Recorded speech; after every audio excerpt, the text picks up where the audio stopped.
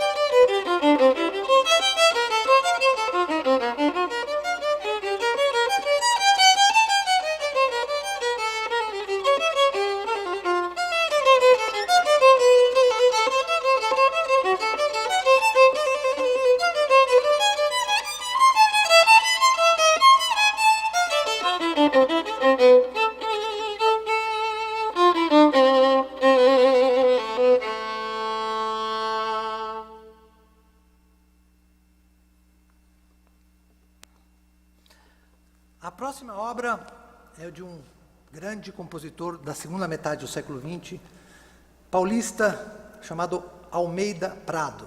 Foi por muitos anos professor da Unicamp, em Campinas. Ele tem uma vasta obra, catálogo de obras para música de câmara, grande orquestra, para todo tipo de formação musical. E ele escreveu para violino solo uma obra intitulada As Quatro Estações. Lógico, quando a gente pensa em quatro estações, a primeira coisa que vem na nossa cabeça são as quatro estações de Vivaldi. Nessas quatro estações, para violino solo do Almeida Prado, ele tenta, com uma linguagem um pouco mais moderna, mostrar figurativamente as estações para alguém que mora em São Paulo.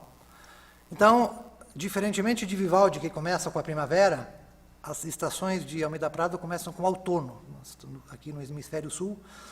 Então, vocês vão poder ver essas quatro estações, são 4 movimentos curtos, elucidando e demonstrando as estações em São Paulo por algum compositor que mora aqui no Brasil. Então, com vocês, 4 estações de Almeida Prado para violino solo.